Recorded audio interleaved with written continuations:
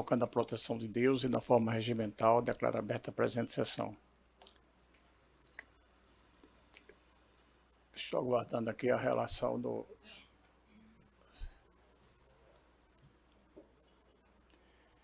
Demorei um pouquinho aqui para iniciar, porque passa 10 dias fora, quando você chega, aí tem que autenticar, tem que não sei o que, tem que ir a Brasília, o CNJ, pedir um código para poder entrar. Porque passei 10 dias sem acessar aqui esse computador. Essa coisa do Brasil. Aqui pela ordem é o 21, Marco Antônio Chaves Neto.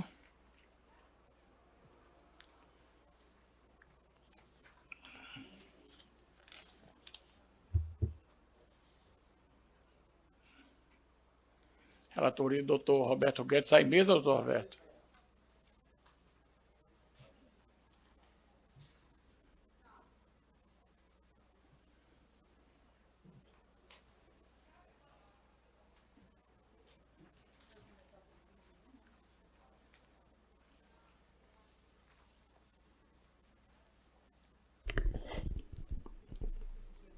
Estou dizendo que Vossa Excelência fala pela reclamante, Excelência. Ponta Negra Fiat.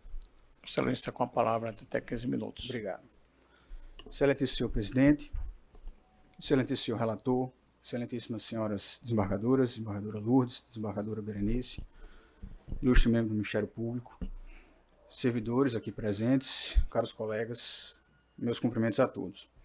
Bom, a discussão aqui, excelências, é uma reclamação que visa, tão somente, preservar a autoridade de um acórdão proferido no agravo do instrumento por esta Corte. Senhor presidente, eu estou dando provimento ao agravo. A reclamação? A reclamação. E foi a questão do jogo, foi a questão dos cálculos. Eu acho que tem outro advogado escrito. Tem sim. Então, perfeito. Então, posso continuar? Pode.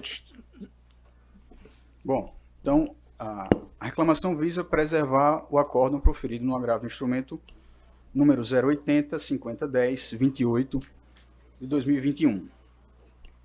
E nessa perspectiva, excelências, eu vou me permitir aqui fazer uma breve leitura de um trecho da decisão liminar da eminente desembargadora Lourdes, então relatora do processo, que com muita clareza delimitou muito bem a discussão da reclamação e os fundamentos da reclamação. Disse a eminente desembargadora: o juízo desatendeu ao que consta no acórdão proferido no agravo, uma vez que o entendimento quanto à necessidade da remessa do feito à contadoria judicial diz respeito a todos os pontos trazidos na impugnação ao cumprimento de sentença. E tendo o julgado entendido por aguardar a finalização da perícia contábil, ocasião em que deverá julgar a impugnação apresentada pelo executado, que alegou excesso de execução, não se vislumbra coerência no prosseguimento do feito e levantamento de valores antes de concluída a perícia. Então essa é rigorosamente a discussão posta na reclamação e esses são os fundamentos. Pretende-se tão somente preservar a autoridade deste acórdão, que entendeu que deve-se aguardar a perícia contábil judicial, a perícia oficial da contadoria judicial, até que se discuta, até que se julgue a impugnação ao cumprimento de sentença, especialmente porque essa perícia tratará de todos os aspectos do cumprimento de sentença, da impugnação e do cumprimento propriamente. É rigorosamente isso que se discute.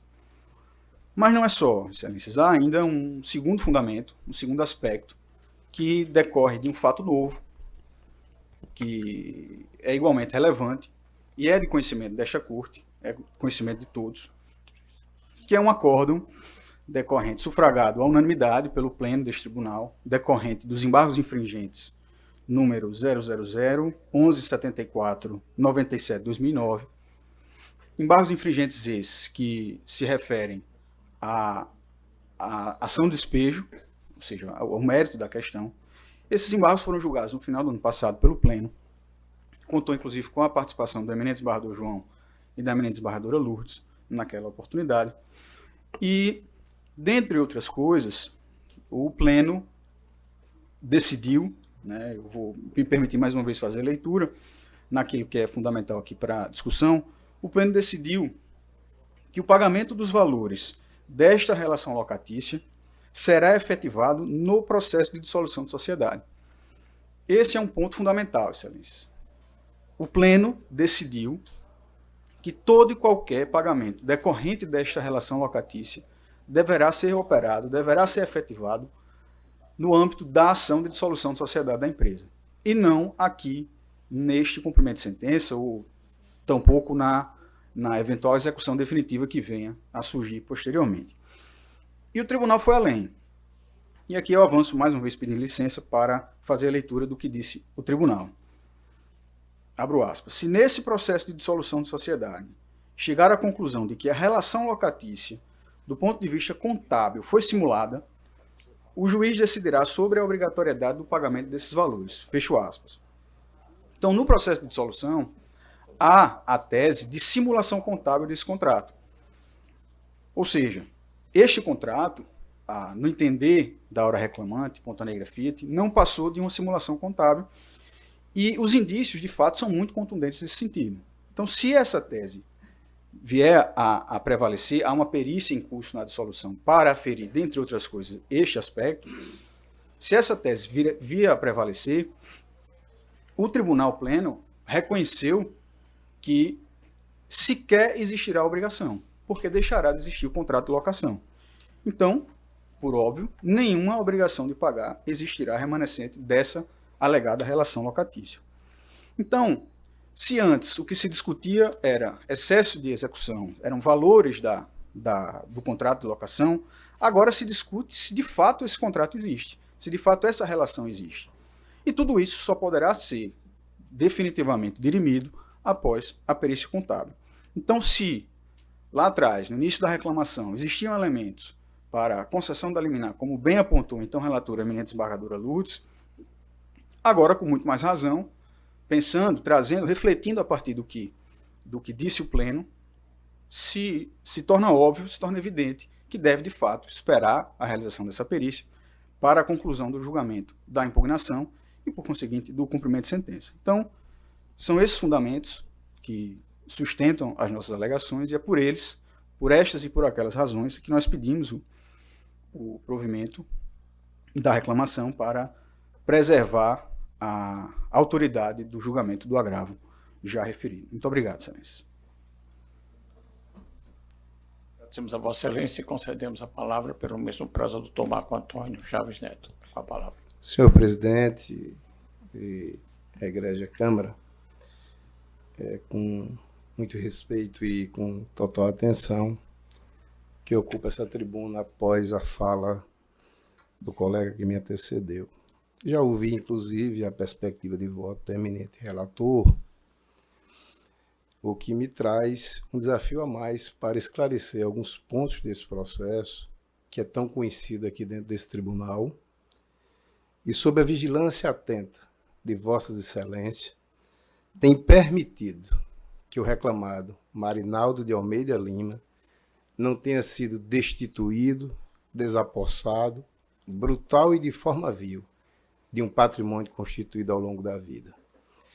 Talvez alguns não saibam, mas essa querela remonta a cerca de 30 anos, excelências, e o tribunal, apesar do esforço que tem feito, repito, sempre em face das novas investidas da parte Ponta Negra, tem tido essa dificuldade de entregar a prestação jurisdicional em definitivo ao senhor Marinaldo.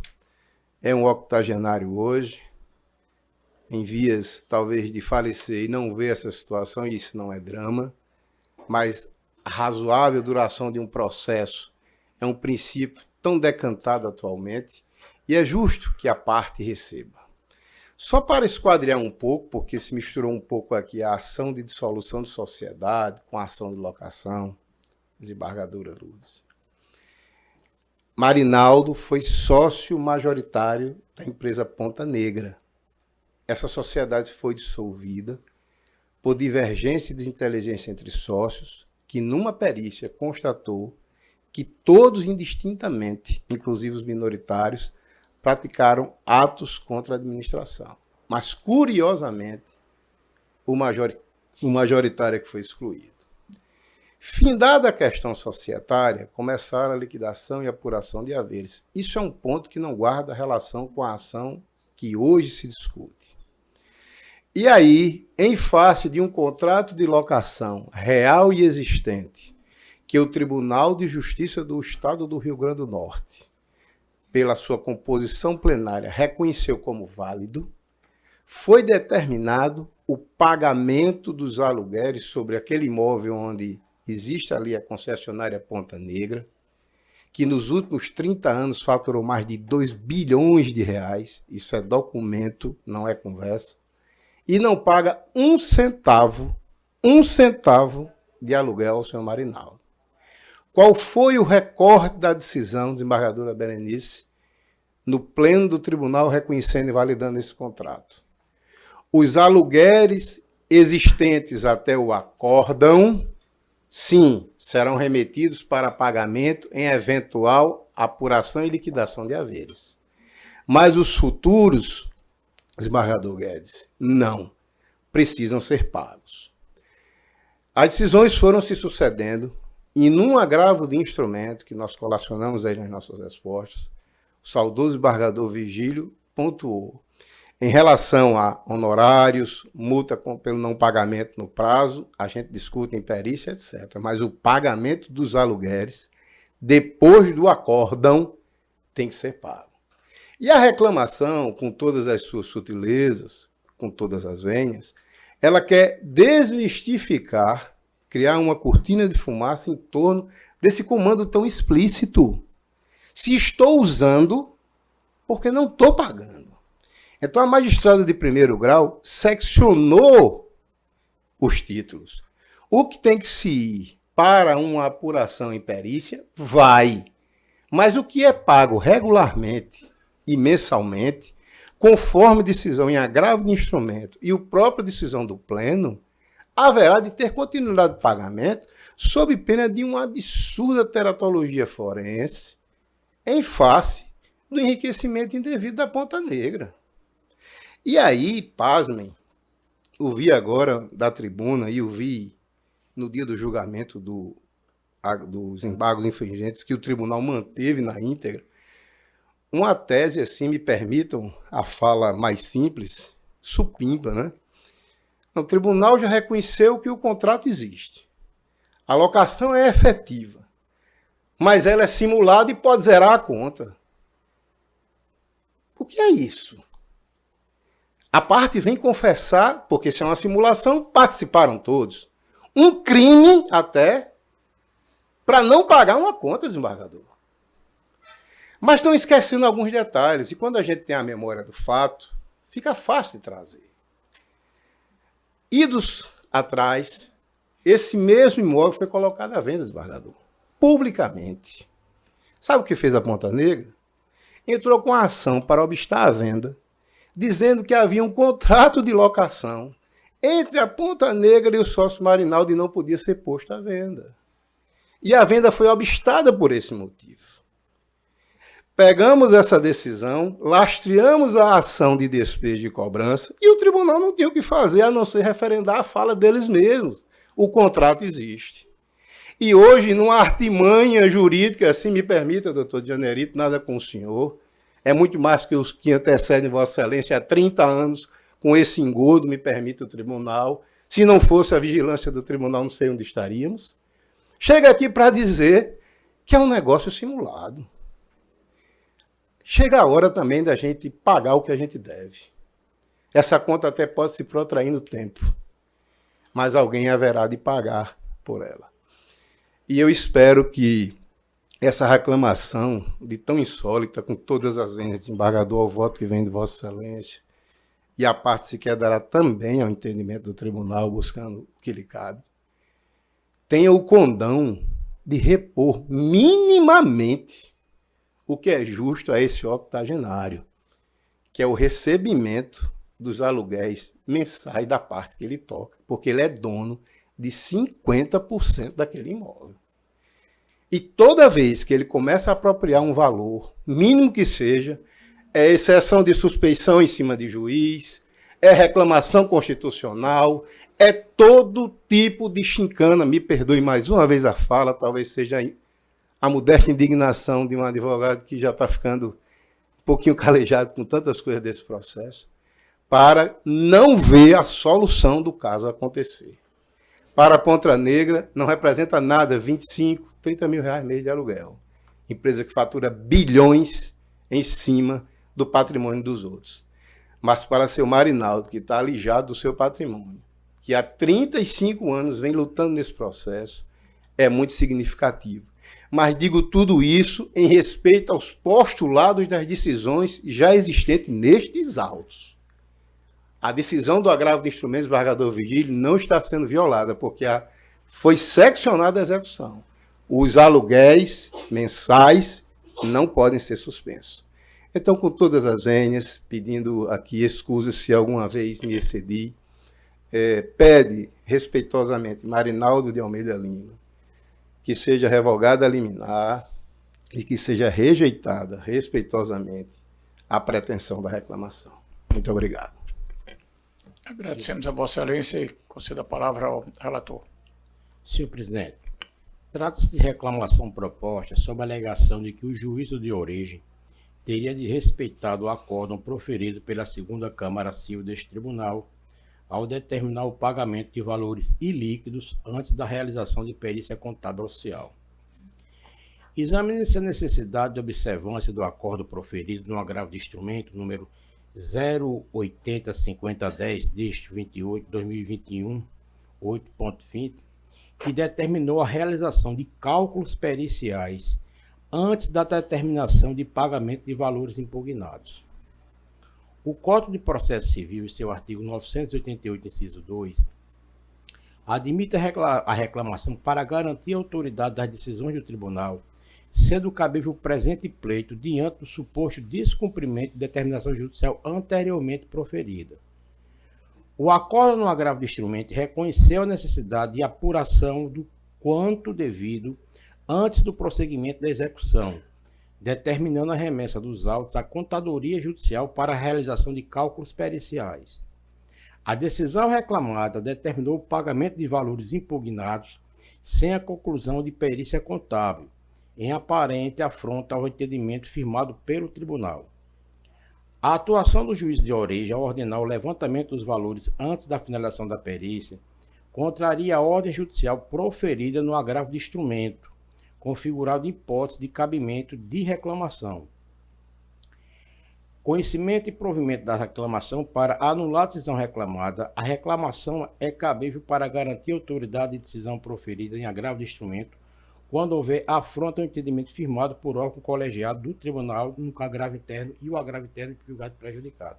É assim que eu encaminho o voto, senhor presidente. Doutor Guedes, só um esclarecimento. Vossa Excelência está suspendendo a decisão de um agravo, é isso? Não, da determinação do agravo é que o juiz de primeiro grau, ele era uma execução ilíquida e para ser continuar da questão da perícia.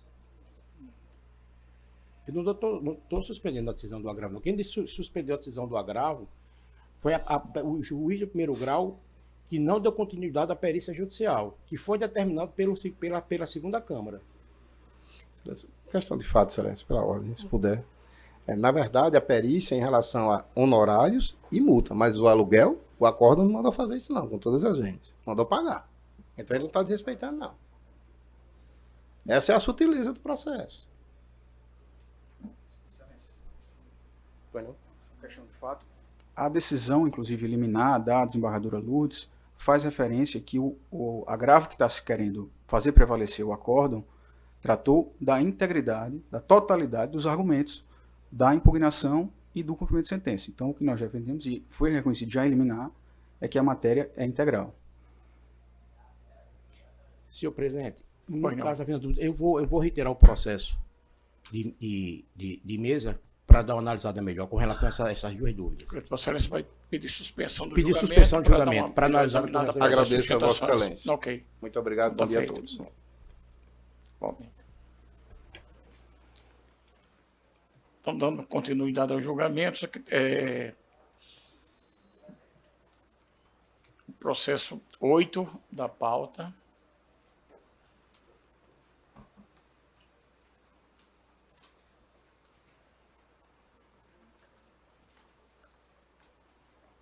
Aqui travou. 8. Relatoria da desembargadora Lourdes. Está em mesa, desembargadora Lourdes? Ok. Está escrito Dr. Pedro.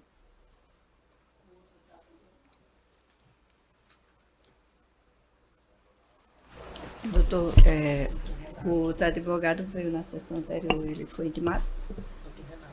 Doutor Renato sustentou antes do pedido de vista.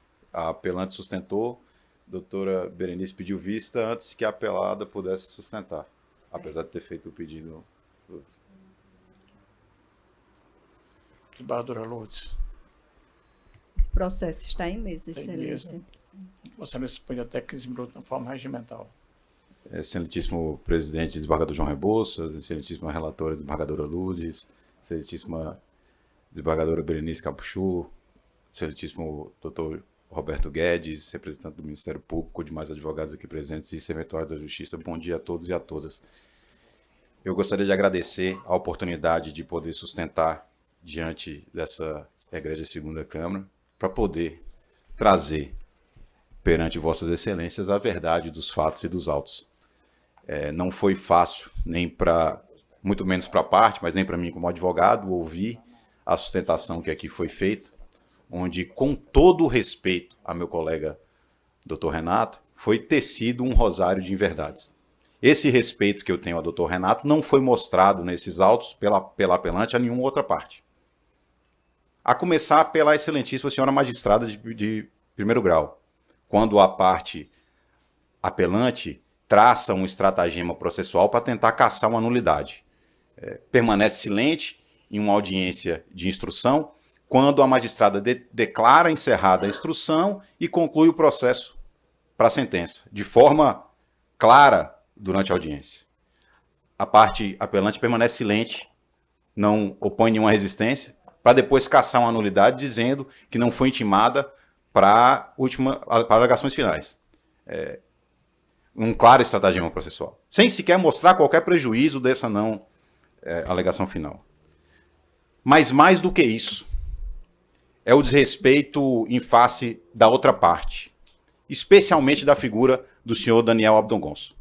Um senhor de 83 anos, com uma história construída nessa comunidade, um homem honrado, um homem respeitado e conhecido tanto em Natal como em Nísia Floresta, como ficou claro nos autos a participação dele na comunidade, que teve sua imagem atacada, não só nos autos como nessa tribuna, chamado basicamente de bandido, onde a parte contrária veio essa tribuna alegar que a família Gosson haveria invadido um imóvel de 200 hectares em Nísia Floresta.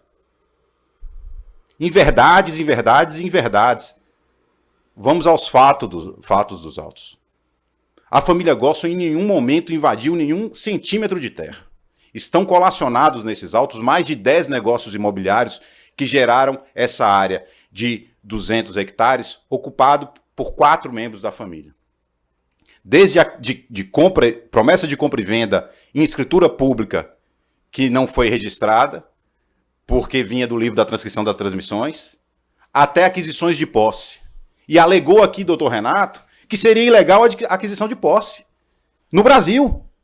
Ora, excelências, se é crime adquirir posse no Brasil, se é crime adquirir posse em um município, como todos aqui sabemos, como Nísia Floresta, que tem um sério problema de regulamentação urbana, tá aqui um que podem mandar prender, porque eu tenho posse adquirida lá. Acho que vai faltar cadeia, se isso for crime. No Brasil, em Nísia Floresta, se fizermos aqui uma enquete, vai sair mais gente presa nesse andar. É um absurdo, atrás de absurdo, a alegação.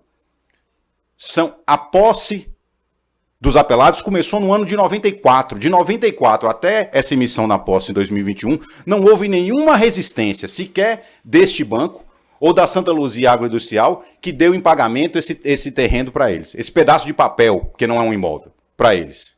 Nenhuma resistência, seja física, seja processual. Mas é um crime, é uma invasão ilegal.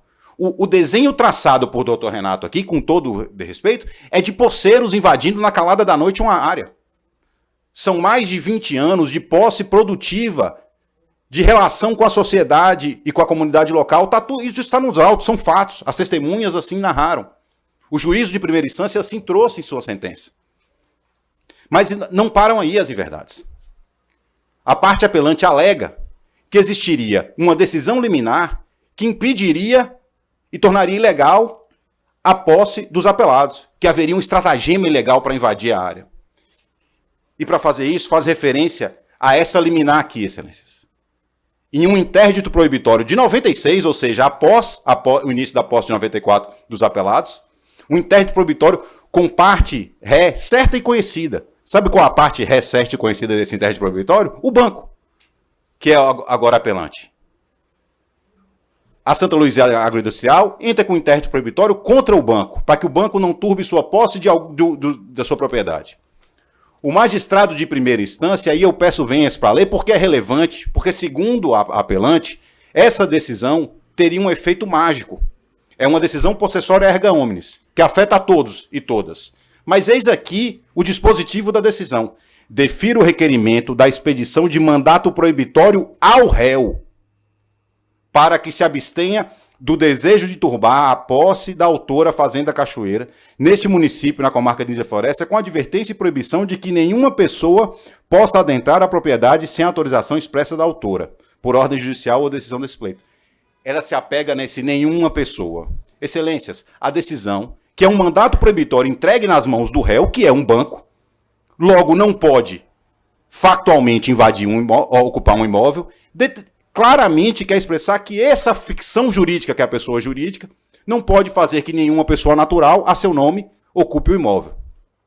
Disto aqui, a apelante quer um efeito erga omnes possessório. Não há aqui determinação de publicação de edital, não há aqui determinação de intimação de eventuais ocupantes incertos e não sabidos do imóvel.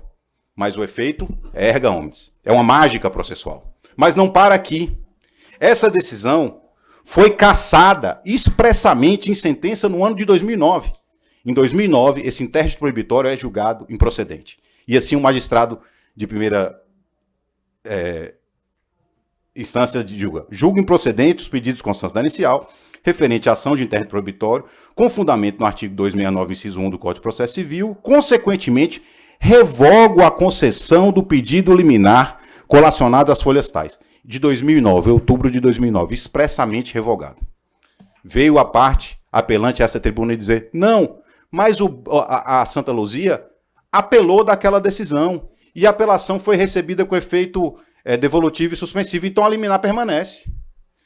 O efeito suspensivo, na mágica processual da apelante, perdoe se eu passo um pouco do tom aqui, é porque as ofensas ditas nessa tribuna chocam as pessoas que conhecem os apelados. Nesse efeito mágico, o efeito suspensivo teria um caráter ativo de uma cautelar, de uma liminar cassada, sem que ninguém declarasse. Nem o relator, nem o magistrado, nem ninguém. Ora, é claro no rito processual brasileiro que o magistrado pode, a qualquer momento, cassar o efeito liminar. Isso foi feito. Mas não. Na mágica processual da apelante, efeito permaneceria. E vai além na mentira.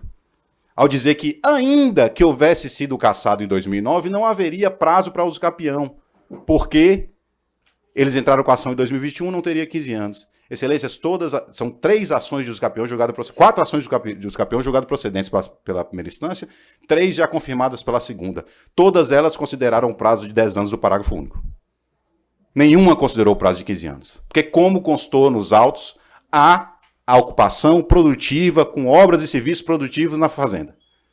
2009, 2019, 10 anos, ação de 2021. Reconhecido aqui pela apelante que haver cassado o efeito, ela julga, inventa um prazo diferente daquele que consta nos autos.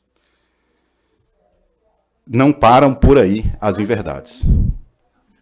Dr. Renato veio aqui dizer que não existiria, ao contrário do que está nos autos, nenhuma ação de uso capião julgada procedente reconhecendo a propriedade dos apelados sobre esses imóveis. Está aqui um dos registros de propriedade, confirmado por essa segunda Câmara, do senhor Daniel Abdon Gonçalves Filho. Está aqui mais um. Todos que não existem, segundo o doutor Renato. Está aqui mais um. A alegação de doutor Renato é que e da apelante é que isso aqui não seria o imóvel dos autos. Excelências, ações de uso capião são matérias fáticas. Eu tenho a posse sobre algo concreto. O que se defende aqui são essas áreas georreferenciadas, determinadas, concretas, ocupadas há mais de 20 anos. Quem entrou com uma ação e diz que esses apelantes estão em sua área, e quem tem o ônus probatório de comprovar que aquela é a sua área, é o banco, que jamais o fez. Ao instruir essas ações, os apelados fizeram um georreferenciamento da sua área, elaboraram uma planta, foram ao cartório de Nízia Floresta, ocupado pelo mesmo tabelião, Carlos Dantas, conhecido como Carlão, conhecido como Carlão, há mais de 2 décadas. Ele emitiu as certidões para fins de uso capião, que foram juntadas aos autos. Em 2 dessas ações, indicou o banco como réu, em outras 2 não indicou. Mas o banco, sem qualquer relação com Nízia Floresta, sem qualquer relação com Natal, sabe, mais do que as partes que ocupam fisicamente sua área, e sabe mais do que o tabelião, os limites da sua área. E aí leva-se a crer, não, o banco deve ter uma área georreferenciada. Está aqui a certidão de propriedade do banco. Uma certidão que indica a única descrição do imóvel. Área total de 443 hectares, devidamente registrada no INCA, tendo limites certos e definidos, indicados ao norte com terras tal, ao sul com terras tal, ao leste com terra... Leste com propriedade Cachoeira, que é a propriedade mencionada na ação dos capião dos apelantes.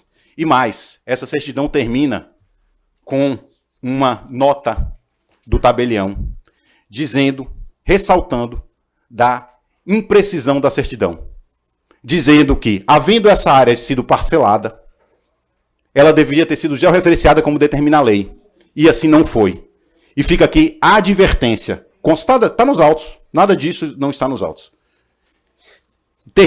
Para terminar o rosário de inverdades, a parte apelante dizendo que esta Câmara tem precedentes favoráveis à sua tese. Olha, essa é uma ação de emissão na posse, onde a defesa dos apelados é uma defesa de uso capião, ou seja, uma matéria fática. Eu ocupo essa área há tempo suficiente para ter a processão da minha posse. Não existe nenhuma outra tese que possa se aplicar a isso aqui. A único momento que essa Câmara se manifestou sobre isso, julgou favorável aos apelados, quando reconheceu o direito de adquirir a propriedade por uso capião do senhor Daniel Abdon Gosson, no processo 0100-422, dígito 16 de 2014.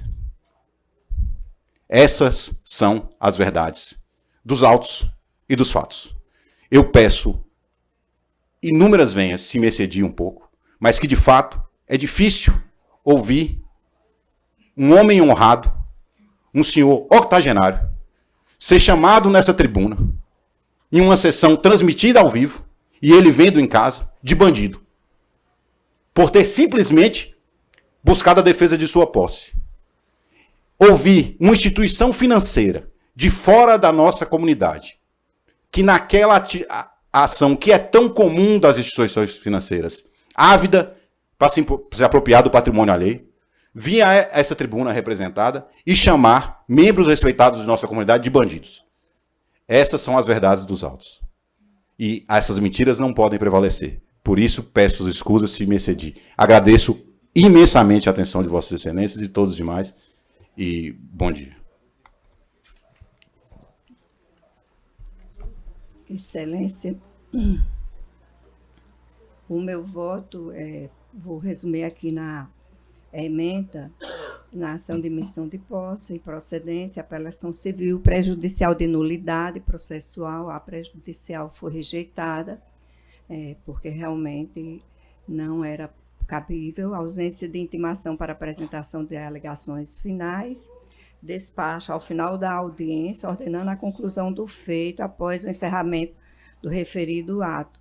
A falta de insurgência da suscitante não demonstrada naquela ocasião, suposta mácula arguída somente na fase recursal, portanto, pela rejeição. Por ser um comportamento contrário ao princípio da boa-fé e da cooperação. No mérito, ficou demonstrada a posse injusta não demonstrada, aliás, recurso desprovido. Vou acentuar aqui do meu voto algumas partes, Excelência.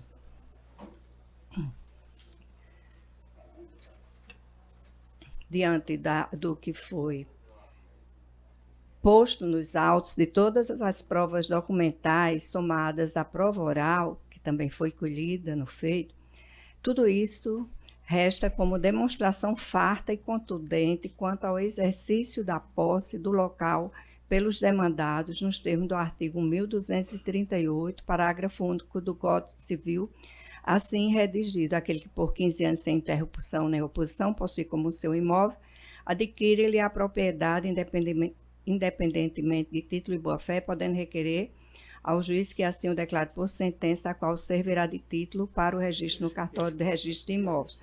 Parágrafo único. O prazo estabelecido neste artigo reduz-se-á a 10 anos, se o possuidor houver estabelecido no imóvel a sua moradia habitual ou nele realize obras ou serviços de caráter produtivo.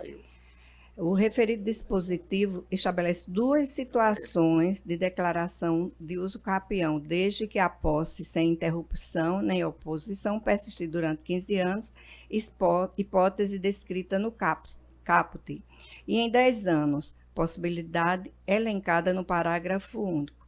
No caso, a prova oral colhida, os depoimentos de Fábia Figueiredo e Uzeni Souza deixa claro que Daniel Abdon Gosso adquiriu o imóvel denominado Cachoeira ao senhor Sérgio Coimbra e à senhora Cíntia Coimbra há muitos anos, e desde então passou a construir no local e a realizar benfeitorias.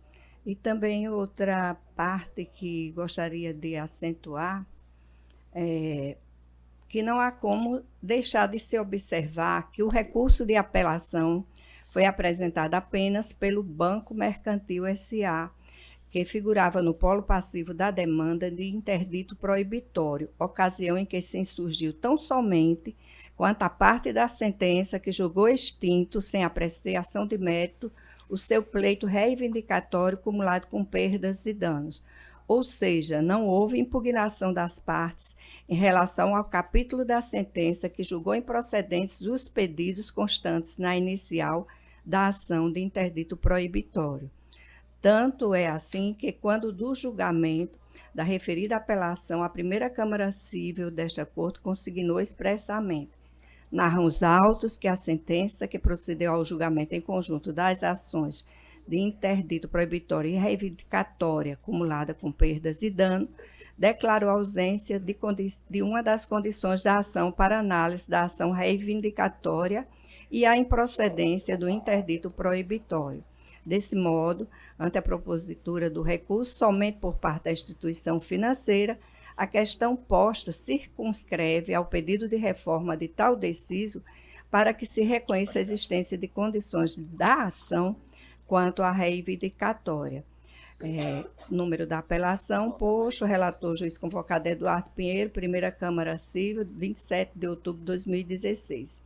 Diante de tais considerações, não há dúvida que a partir de 9 de outubro de 2009, não havia qualquer óbice a Mercantil Investimentos que lhe impedisse de tentar ocupar a área objeto do litígio. Bastava, para tanto, que tivesse tomado alguma providência nesse sentido, o que não restou demonstrado nos autos. Portanto, entendo correto o entendimento adotado na sentença, no sentido de que, ausente um dos requisitos para a emissão de posse, qual seja a posse injusta, conforme artigo 1.228 do Código Civil, já citado, impõe-se a procedência do pedido. Portanto, nego provimento à apelação civil. É como voto. No sistema, doutor Guedes acompanha. Não, excelente. Só para um esclarecimento, é que na sessão anterior a desembargadora Berenice pediu vista nesses autos. E, pelo que eu estou vendo, o voto vista dela é acompanhando a relatora, é isso? Isso. A grande dúvida que teve com relação a isso, porque isso era uma propriedade chamada Agropecuária Santa Luzia, que foi adquirida pelo Banco Mercantil de Pernambuco. E a tese do banco é que a área uso capieno faz parte dos 400 e poucos hectares.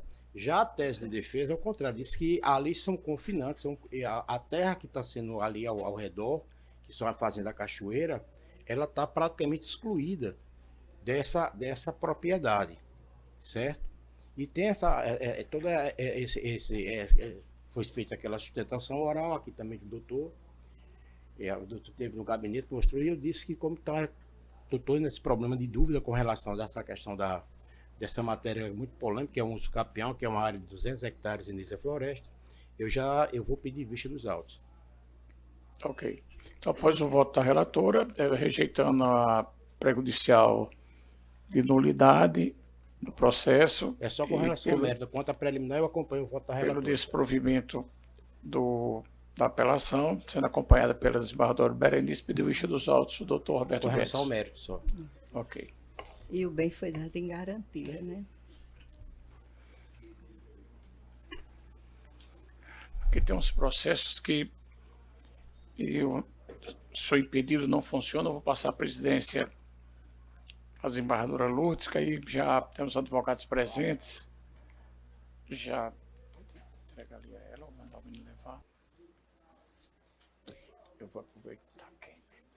Vou lá na terceira, mas perguntei já também lá está sem ar-condicionado na terceira.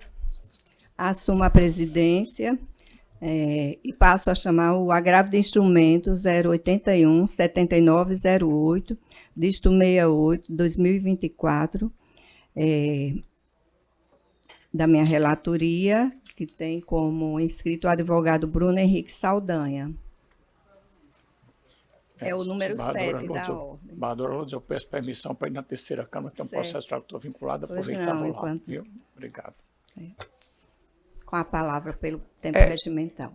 Presidente, eu acredito que a humildade é um atributo dos nobres, né? Então, nesse ponto, eu vou até atribuir uma culpa lá do escritório, porque esse agravo, eu depois fazendo uma leitura mais esmiuçada da decisão, a própria magistrada consignou, muito embora de forma confusa, como bem reconhecido na decisão de Vossa Excelência que indeferiu a liminar, mas ela consignou expressamente o meu intento no agravo, que é caso do reembolso na falta do prestador, e não na livre escolha.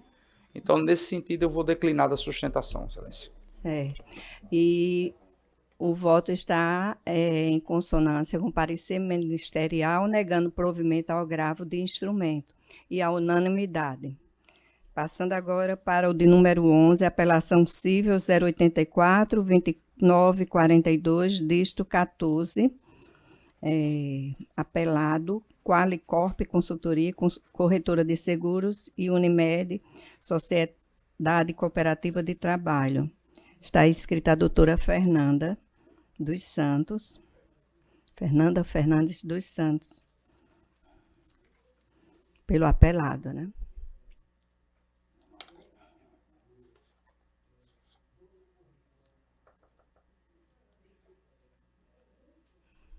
Com a palavra pelo tempo regimental.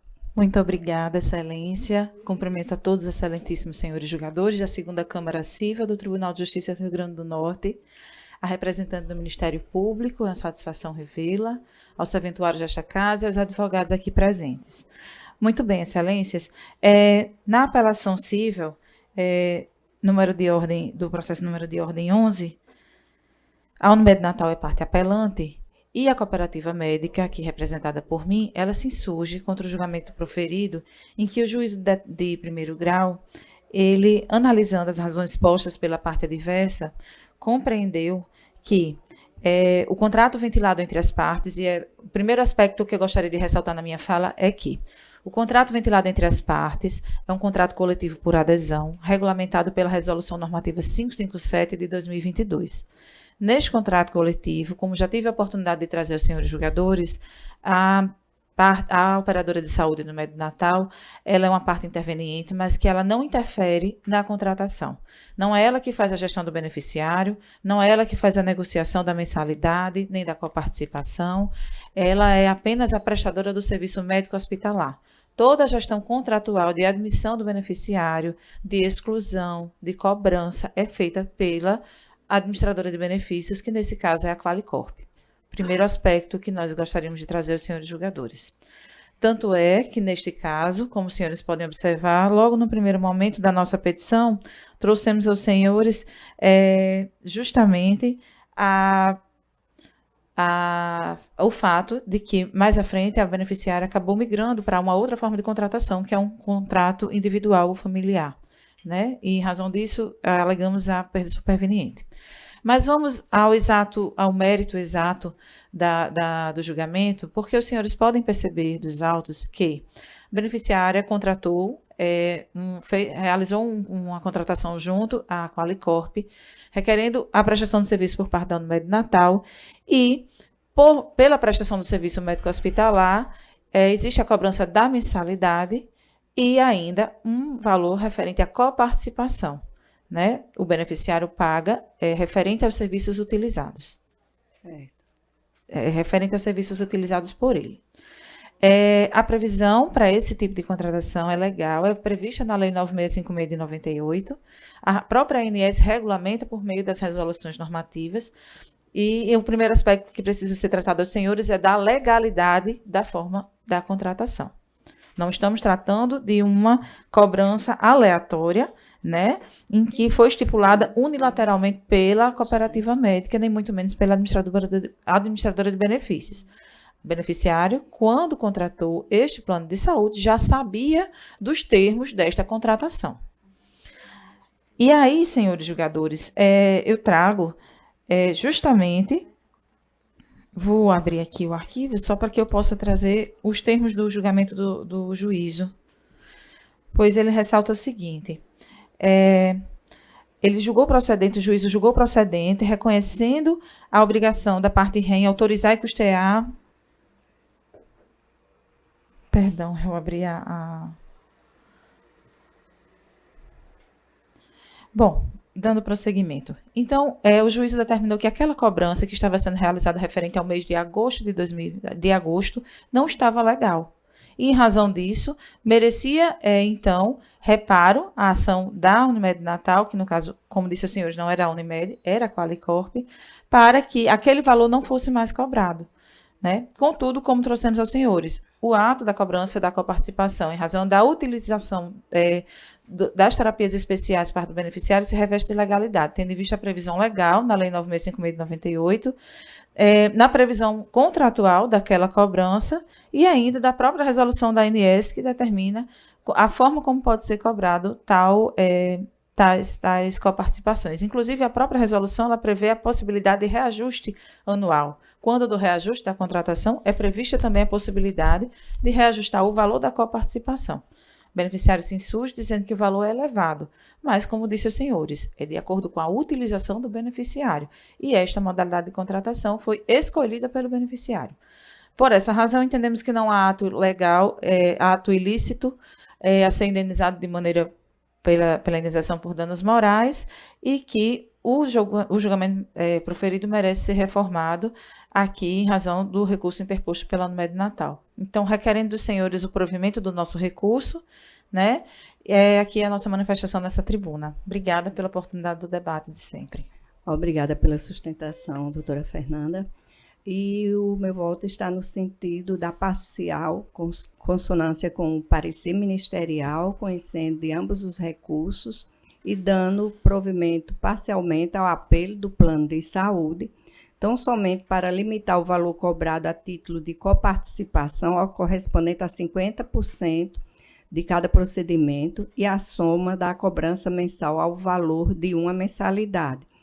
E ainda concedo parcial provimento ao apelo da parte autora para arbitrar o valor do pagamento de multa em R$20 mil, mantendo os demais termos da sentença.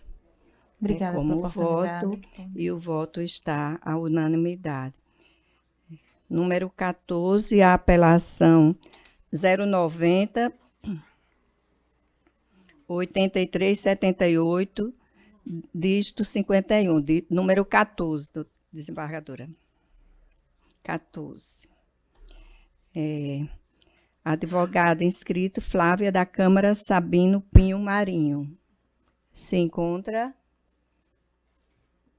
virtualmente. É o 14.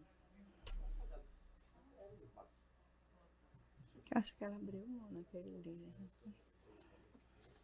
Sim, é que teve início o julgamento e ela fez a sustentação aqui na sessão anterior. Então, acompanhada pelo juiz Roberto Guedes, desembargador convocado, e passei ao provimento ao recurso, doutora Berenice, divergindo de desembargadora Berenice. Então, está suspenso e terá continuidade com a convocação de mais um desembargador para julgamento do quórum qualificado, o de número 14. Aqui.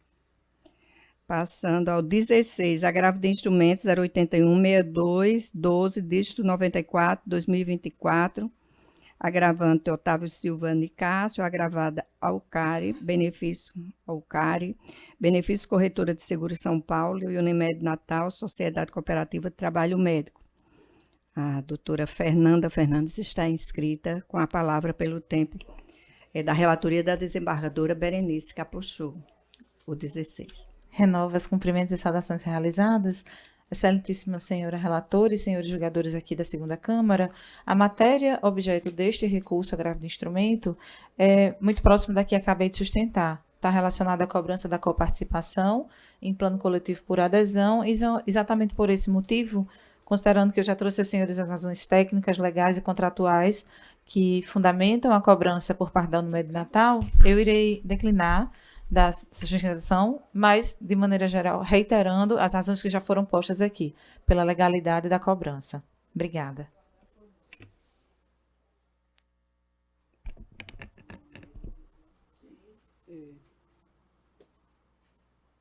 Do parcial provimento.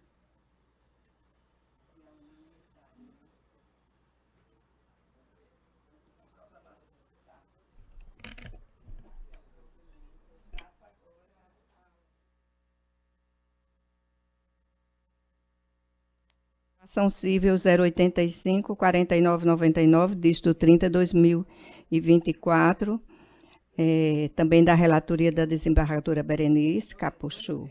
É o 18.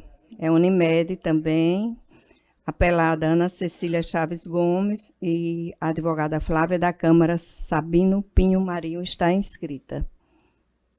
Está presente virtualmente, doutora? Não, né? Doutora Flávia não está presente, então, o julgamento. Votado virtualmente. Foi votado virtualmente. Nesse aqui... Conhece, nega provimento a apelação. Reforma da sentença, não merece. Certo. A unanimidade, então, devolvo a presidência ao presidente, desembargador João Rebouças. Agradeço a Vossa Excelência, desembargadora Lourdes, reassumo a presidência e dando continuidade aos julgamentos.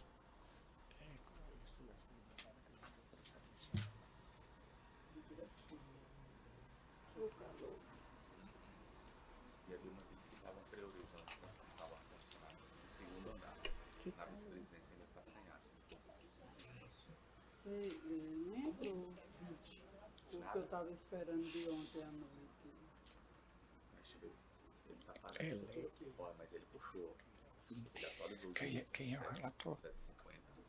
De hoje, mas de ontem não. Pode ser coisa nova vendo aí. Como ele veio puxando tudo. Pode ser coisa em algum canto aí.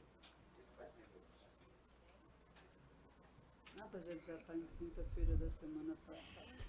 Chamo o processo 20 da pauta, apelação civil, e que é perante MDLU, advogada doutora Keila Patrícia Melo, relator doutor Roberto Guedes, sai mesmo, doutor Roberto?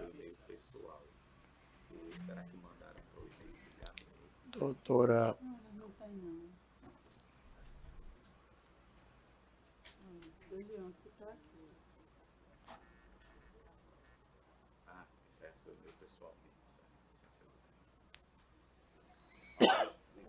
Obrigada. doutora Keila dispõe de até 15 minutos na forma regimental. Está com a palavra, doutora Keila. Excelência, bom dia. Dia. Eu primeiramente queria pedir licença se por acaso eu tossi. Eu estou me recuperando de uma gripe, então eu vou falar Fique à vontade. mais pausadamente. Bom dia a todos e a todas. A quem saúda os presentes na pessoa do relator, juiz convocado, doutor Roberto Guedes. A apelação interposta pela senhora Maria Liliane tem por objeto apenas a partilha de único bem que foi adquirido quando da União Estado, com o senhor Samuel, ora apelado. Na relação que o oficial de justiça me mostrou, o processo está em segredo, mas ele está sendo apenas julgado a partilha desse bem. Esse imóvel, ele é um terreno localizado na rua Bela Vista, no município de Espírito Santo, onde, quando a sentença de mérito foi julgada improcedente, esta partilha. Eu queria enfatizar que o número dos IDs indicados na apelação são diferentes dos atuais quando o processo no segundo grau, considerando que há uma mudança nesta numeração. Desculpe.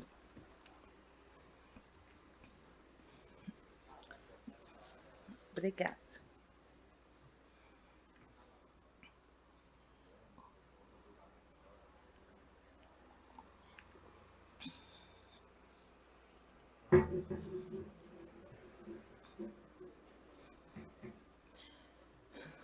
No dia 25 de maio de 2022, foi realizada a respectiva instrução, onde foi colhido o depoimento das partes e das testemunhas que só foram arroladas pela apelante, as quais estão constantes no ID 27525364 ao 69 e o 27525420 ao 22.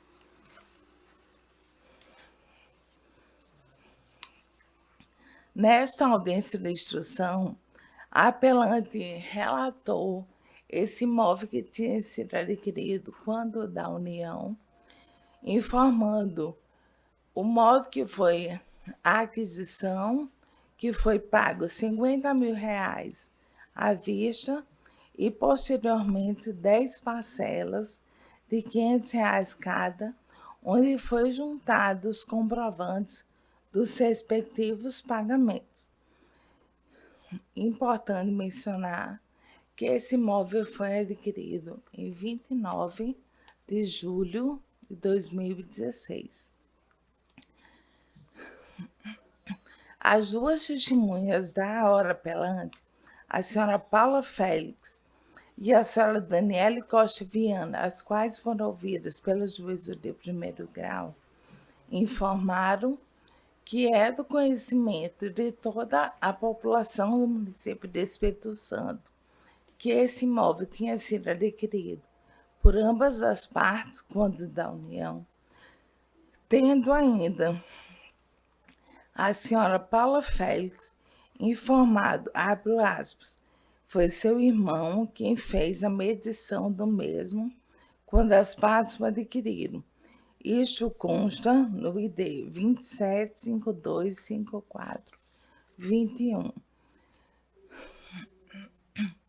Encerrada a instrução e essa diligência, em 1/6 de 2022, a apelante apresentou petição acompanhada de todos os documentos que indicavam a contratação realizada, apresentando o respectivo contrato particular de compra e venda. Como já informado, essa aquisição aconteceu em 29 de julho de 2016, onde foi pago 50 mil reais à vista, mais 10 parcelas de R$ 500. O ponto principal para comprovar que foi apelante, juntamente com seu companheiro da época, que adquiriu o imóvel, que todos os boletos, no valor de R$ 500 cada, foram expedidos em nome da apelante e enviados para seu e-mail, conforme documentos anexos aos IDs 27, 52, 54, 30 e 31.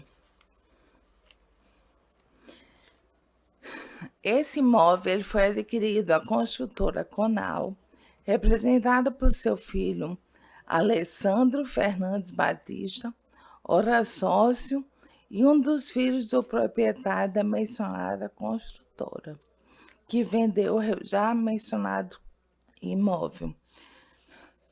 No dia da aquisição, conforme consta no contrato apresentado pela apelante, aos carimbos de reconhecimento de firma de vendedor, comprador e respectivas testemunhas.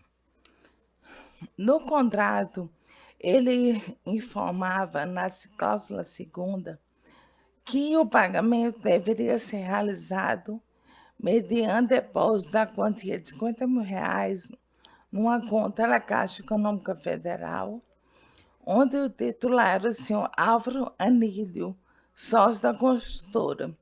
No entanto, o filho dele pediu que o pagamento desse valor fosse feito em mãos. Como assim foi realizado? Onde a apelante apresenta o recibo feito de próprio punho pelo recebedor, pelo credor, cujo recibo está anexo no ID 27, 52, 54, 28.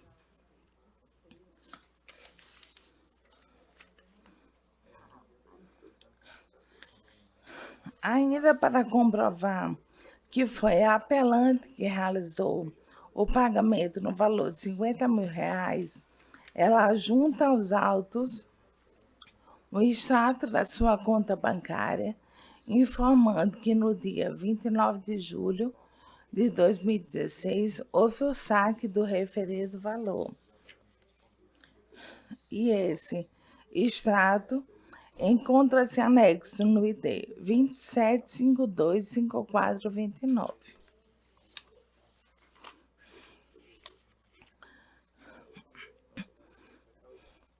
Em 30 de maio de 2022, o apelado leva o juízo a erro quando apresenta um recibo e o contrato em nome de sua mãe.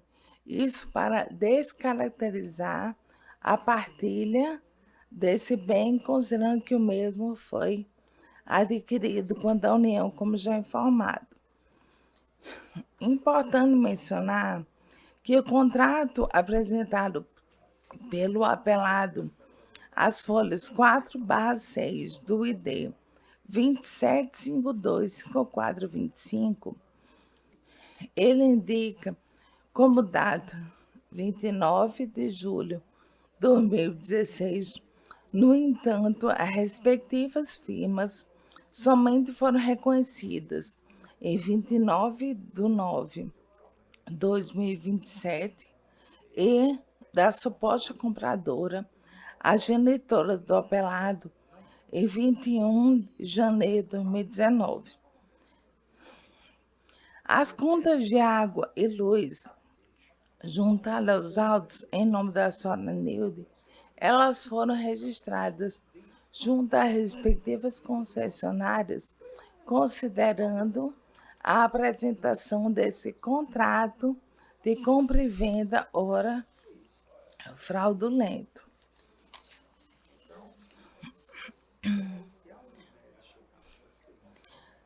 foi apresentado, o qual está anexo ao ID 27525434, um cadastro imobiliário desse imóvel no município de Espírito Santo, informando que o mencionado imóvel encontra-se em aberto com pagamento do IPTU desde o ano 2020.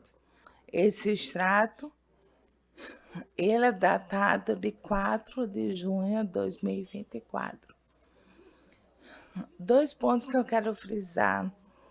A apelação, senhor relator,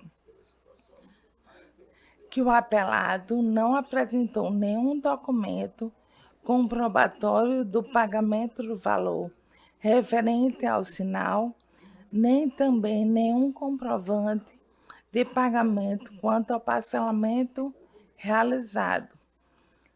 Tais documentos foram devidamente apresentados pela apelante.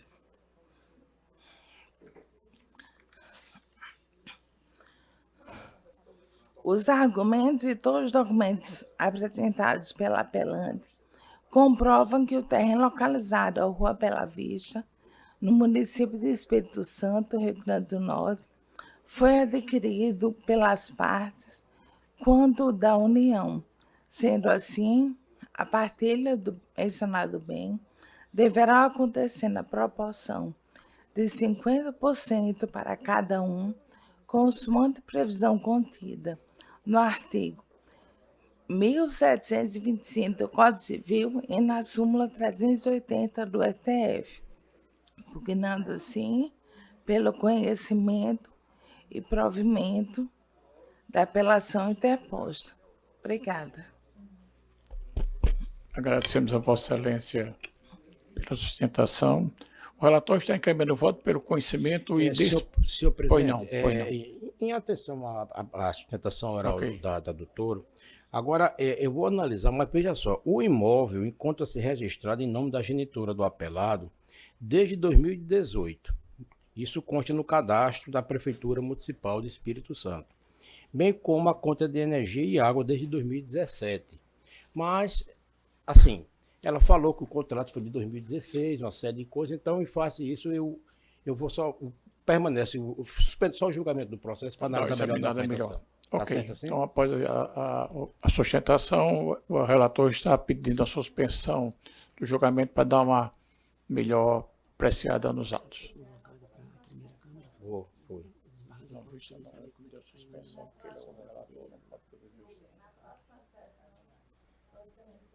Não, de hoje eu vou trazer os dois que essa de hoje, doutora, eu vou dar aqui a 15 dias.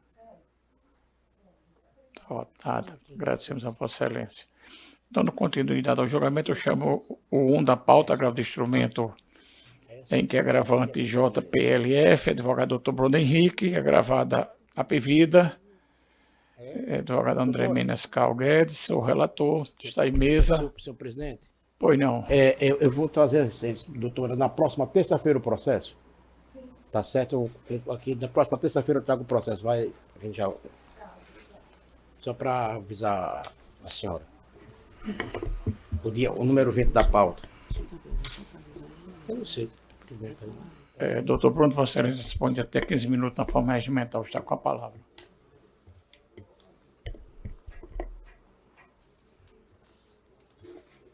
Excelentíssimo senhor desembargador presidente, desembargador João Rebouças, demais julgadores aqui presentes, ilustre representante do Ministério Público, eu gostaria, antes de começar a sustentação, de fazer um pedido encarecido aqui, que ele acabou de fazer a sustentação, desembargador presidente, e para aqueles que ainda não sabem, eu fui nomeado o atual presidente da Comissão em Defesa das Pessoas com Deficiência e tenho muito prazer de ter Keila como minha vice, inclusive por um ato de nobreza dela, que eu iria presidir a Comissão em Defesa das Pessoas com Autismo, ia continuar como presidente da UAB, e ela seria a presidente da Comissão em Defesa das Pessoas com Deficiência, e num ato de nobreza nós unificamos as comissões e ela passou a ser a minha vice. Mas, senhor presidente, é de extrema importância que a gente leve isso ao desembargador Ibanez, inclusive eu vou conversar com ele sobre a questão da acessibilidade desse púlpito, né? A gente não pode estar num órgão de justiça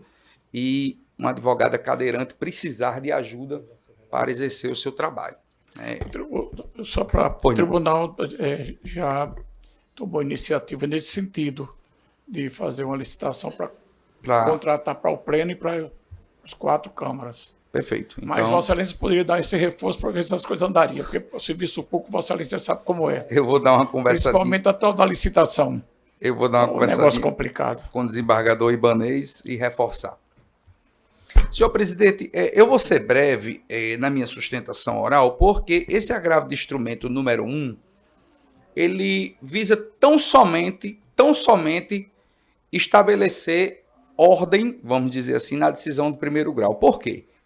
Porque a parte principal do tratamento, que foi a concessão da tutela de urgência para o tratamento do menor, ela foi parcialmente deferida, ela foi integralmente deferida no que diz respeito ao tratamento, e a única situação que ficou a se resolver, vamos dizer assim, foi que o juízo de primeiro grau disse que, caso não tenha disponibilidade do prestador credenciado, o reembolso, o pagamento fora da rede deverá obedecer os limites da tabela do plano de saúde.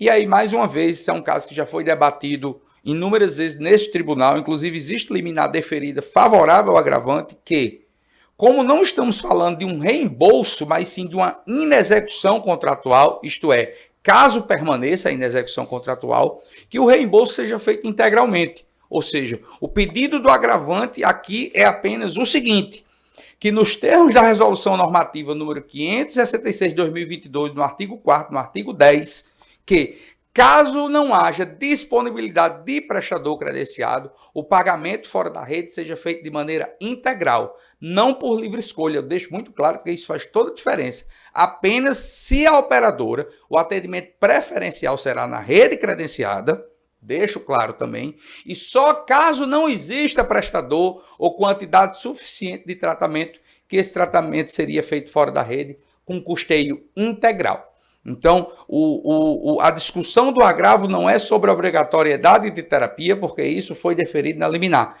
É apenas no que diz respeito a essa limitação indevida que foi feita pelo juiz de primeiro grau. Portanto, a parte agravante aqui pugna pelo conhecimento e provimento do agravo de instrumento, confirmando inclusive a liminar que já foi deferida em sede recursal. Eu estou encaminhando o voto pelo conhecimento e provimento, eu estou julgando prejudicado o agravo interno, com essa mesma, estou dizendo aqui na parte final, que autoriza a realização do tratamento de saúde por parte da agravada em clínica não credenciada, custeada pela parte agravada diretamente ou mediante reembolso total das despesas. Caso seja possível. Okay. Tem aqui observado no sistema numa divergência, está proclamada a unanimidade no sistema do voto ao relator, conhecimento e provimento do agravo. O 2 também é da minha relatoria, uma apelação cível. Maria de Fátima Valência e Banco Bradesco S.A. Aqui tem Dr. Pedro Ivo Borges Bigóis Capistrano, Rodrigo Andrade do Nascimento, Carlos Eduardo Cavalcante Ramos, Roberto Rodrigues de Lima, filho, advogados. Não estão presentes, eu na sala virtual também não, então está julgado na forma virtual. Não, provimento. O 3 apelante HLDSB, também Dr. Bruno Henrique, Operada Humana, Assistência Médica Limitada, advogada Cláudia Varenga Medeiros Amorim de Santos, sou o relator, está em mesa. Como a apelação é discussão só de dano, eu vou declinar da sustentação. Provimento parcial. Para o valor da jurisprudência, né? Tá bom, obrigado. Então, está proclamado o estilo do voto ao relator pelo conhecimento e parcial provimento.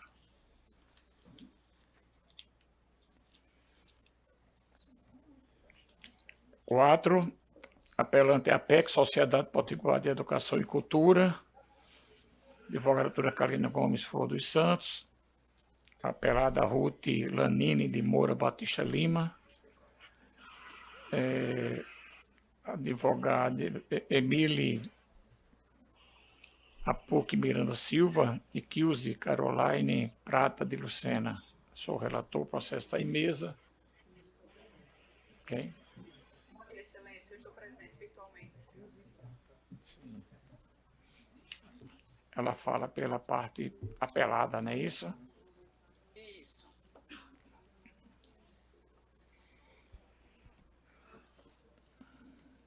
Doutora Kilze, Vossa Excelência está na sala virtual? Estou na sala virtual, você consegue me ouvir? Nós não estamos lhe ouvindo. Só um minuto. Acho que deve ativar aí o microfone.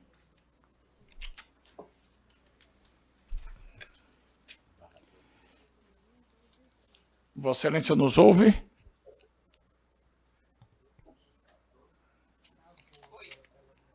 Foi. Está ouvindo? Doutora Kilze, está nos ouvindo? Eu ouço Vossa Excelência. Deixa eu te falar, Vossa Excelência fala pela parte apelada, eu estou encaminhando o voto pelo conhecimento e desprovimento do recurso. Ok? Ok. E deixa eu dar uma olhada aqui, ver se tem alguma. Não há divergência. Tudo bem. Tá ok? Pronto, então. Ok. Agradecemos a Vossa Excelência a compreensão. Está proclamada a unanimidade no termo do voto do relator. 5, apelação civil, apelante à Defensoria Pública do Estado do Rio Grande do Norte, pela parte doutor Sorriso Limitada, advogada Lília Ferreira Borges, apelada Rita Maria Quinto. Sou o relator. Só uma correção, a apelante é doutor Sorriso, a defensoria que é apelada. Então.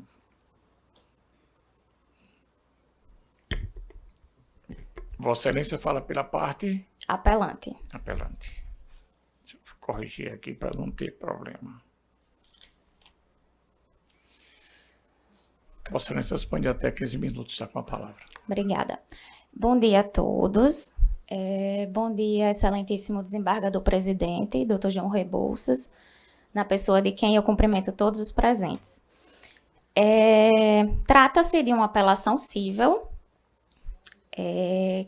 cujo objeto da ação é uma ação de indenização por danos materiais e morais, proposta pela apelada, em razão de ter contratado o serviço de confecção de uma prótese dentária e alegar que essa prótese apresentou defeitos. Em razão desses defeitos, ela defendeu que seriam devidos os danos morais e materiais. No entanto, do que se analisa dos autos é que a sentença recorrida ela desconsiderou todos os elementos probatórios existentes no processo para julgar procedente a demanda da apelada. De início, faz-se necessário fazer uma correção a respeito de uma informação trazida pela apelada nas suas contrarrazões, de que uma das declarantes ouvidas em audiência, uma cirurgiã dentista, seria casada com um dos sócios da empresa. Isso não existe. O senhor sócio da empresa, o senhor Emanuel, é casado com uma outra pessoa que não é profissional do ramo da odontologia e já por esse fato a gente observa a tentativa da apelada de trazer inverdades para o processo.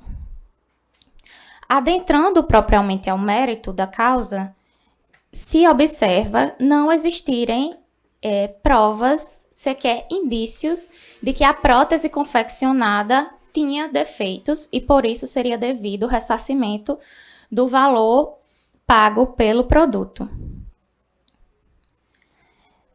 A juíza de primeiro grau se amparou em diversas premissas equivocadas. E aí eu trago a primeira delas, de que a prótese teria defeito. Só que essa premissa, ela não é amparada em nenhum elemento do processo, muito pelo contrário. Os depoimentos de todas as declarantes ouvidas em audiência, especialmente as cirurgiãs dentistas, atestaram não existir defeitos na prótese. A partir do próprio documento trazido pela apelada, elas puderam afirmar que a prótese confeccionada não tem defeitos. Tratou-se apenas de ajustes estes que deveriam ter sido requeridos pela parte apelada e não foram requeridos. E aí, este seria o argumento da apelada para sustentar a falha na prestação desses serviços.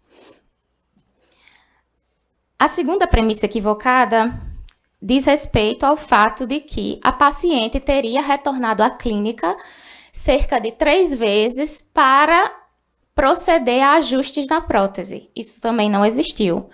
A paciente, ora apelada, contratou diversos serviços com a clínica apelante, dentre os quais limpeza dentária, aplicação de flu, restaurações, e por isso a paciente precisou ir algumas vezes para a clínica para realizar esses procedimentos.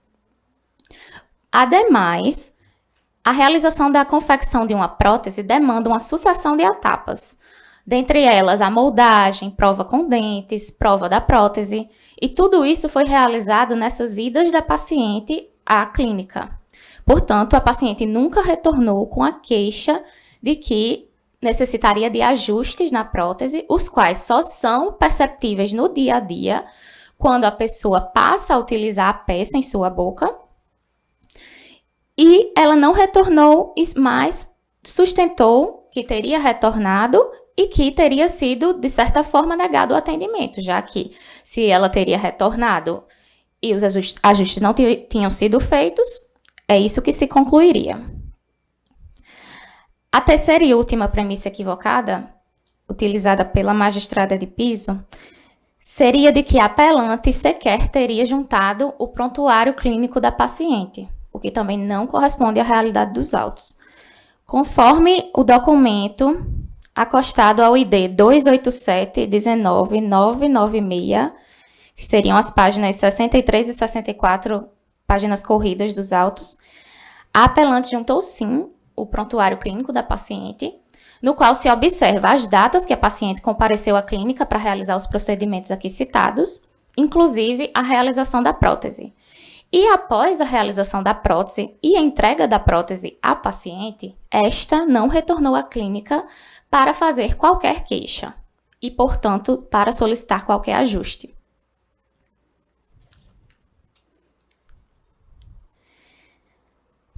Ressalte-se que a paciente tinha plena ciência da necessidade desses ajustes, os quais só são identificados pelo próprio paciente, quando passa a usar a peça e percebe a necessidade de adaptá-la melhor à sua boca. Inclusive, consta a ciência da paciente no prontuário aqui citado. Dessa forma, excelências, o que se constata das provas produzidas nos autos é, primeiro, não houve defeitos na prótese. Segundo, a apelada não retornou à clínica para solicitar os ajustes dessa prótese. E, portanto, a clínica nunca teve conhecimento da insatisfação da paciente. Por último, sem ter tomado conhecimento da insatisfação da paciente, não houve oportunidade para que a clínica procedesse com os ajustes necessários, a fim de adaptar a prótese totalmente à boca da paciente. Portanto, o que se observa é que a paciente desistiu do tratamento proposto e que, por outro lado, não houve falha na prestação dos serviços, tampouco há defeito no produto confeccionado. É importante dizer que o simples fato de se tratar de uma relação de consumo não deveria conduzir à necessária conclusão de que o consumidor sempre tem razão. Afinal de contas, se esse fosse o caso, os fornecedores não precisariam nem apresentar defesa, já que o resultado sempre lhes seria desfavorável. Diante disso, diante da inexistência dos vícios alegados, bem como de inexistência de falha na prestação dos serviços, pugna-se pela integral reforma da sentença, a fim de afastar a condenação dos danos materiais e morais. Subsidiariamente, requer-se o afastamento da condenação pelos danos morais. Afinal de contas, foi a própria paciente quem deu causa ao não ajuste de sua prótese, ao não buscar e não se queixar para adaptá-la melhor à sua boca. Muito obrigada a todos. Agradecemos a Vossa Excelência pela sustentação. Eu estou encaminhando o voto pelo conhecimento e desprovimento do recurso, levando em consideração que, além de alguns dos aspectos da sentença de primeiro grau, depende que a declaração da apelada de concordância com o orçamento proposto, e nisso ela já diz que os serviços de prótese necessitam de ajustes. E, em alguns casos, precisam ser repetidos. E, mais adiante, também a alegação de que o produto foi devolvido. Ela entendeu que não estava satisfeita, tem aqui as datas, eu tenho os dias, realizado 9 de 4 de 2022, 12 de 4 de 2022, 14 de abril de 2022, 19 do mesmo mês, 22 e 26, e que ela não, achando que não foi bem atendida, houve a informação de que a prótese confeccionada foi devolvida à clínica, no ID 287-199-79. Cito o artigo 186 do Código Civil, trago alguns precedentes, inclusive desta Câmara, da relatoria do desembargador Ibanez Monteiro, cito outras do Tribunal de Justiça do Rio Grande do Sul e de São Paulo, e estou conhecendo e negando o provimento.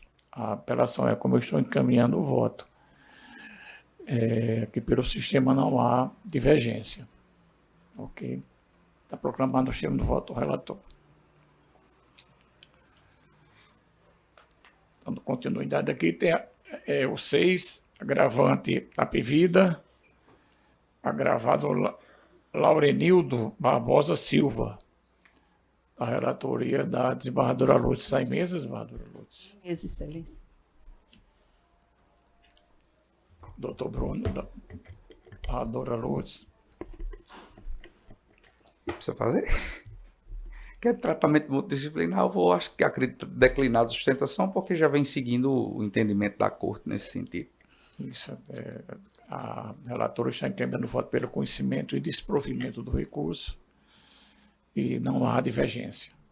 Proclamado o termo. Desembargador, pela compreensão e gentileza que o senhor despende a mim semanalmente, todos aqui presentes. Muito obrigado. Ok, agradecer.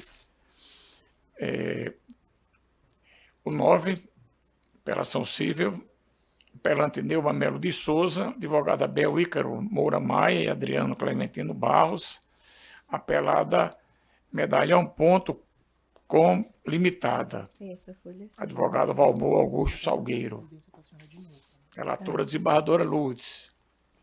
Está em mesa, Excelência. Tem algum advogado presente na sala virtual? Sim, doutor. Consegue me ouvir?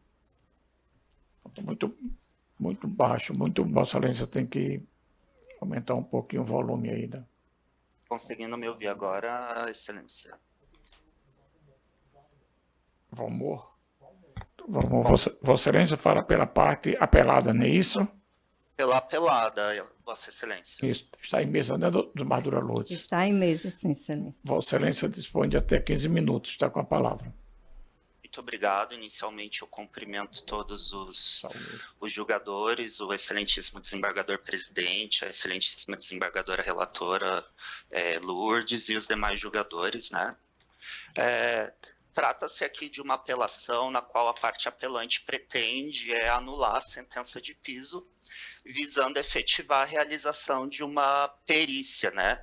Vez que ela discorda dos áudios juntados junto com a peça contestatória.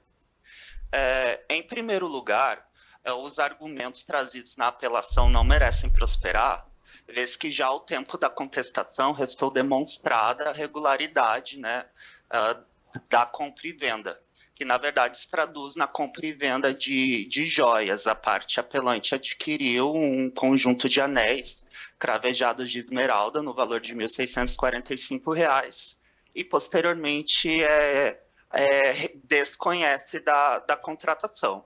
Então, desde o início, há nos autos provas que delineam, né, e comprovam a relação negocial aos pedidos de venda, sobretudo as mensagens de WhatsApp trocadas com a compradora e a empresa vendedora no corpo da peça de contestação.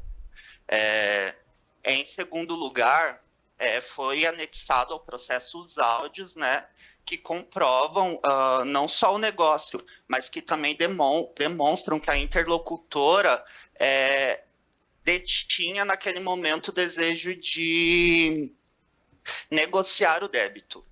Dessa forma, a tese levantada pela apelante de compra fraudulenta cai por terra, porque eventual fraudador que tenha se valido dos dados pessoais dessa compradora para adquirir o produto jamais teria manifestado interesse em renegociar a dívida e fazer esses pagamentos, né? Eu friso que foi a apelante que entrou em contato com a empresa por telefone, escolheu a peça, confirmou seus dados.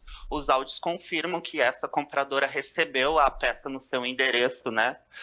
Então, tendo em vista todo o arcabouço probatório que já está nos autos, a perícia ela é completamente desnecessária, vez que não é apta a mudar o resultado do processo, né?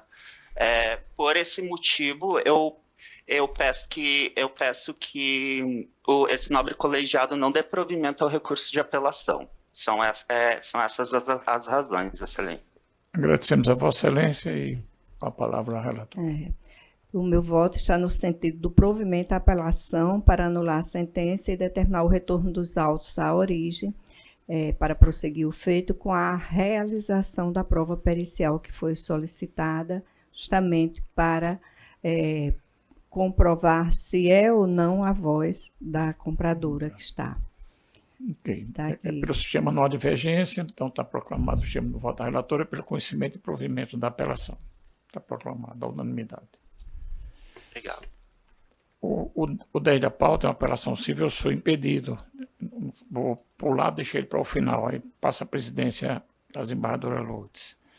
Dando continuidade, o 12, apelação civil, apelante Liga Norte Rio Grandense contra o Câncer, advogada Leila Catiane de Araújo Azevedo, e apelado Carlos Dantas, advogada doutora Ana Karenine de Figueiredo Freire Stable. Presente, desembargadora Lourdes, está em mesa? Mesa, sim, Excelência. Foi não. 12.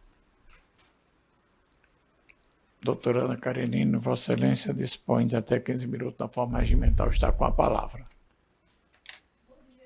Bom dia. Bom dia. Presidente, perdão. Falo pelo apelado.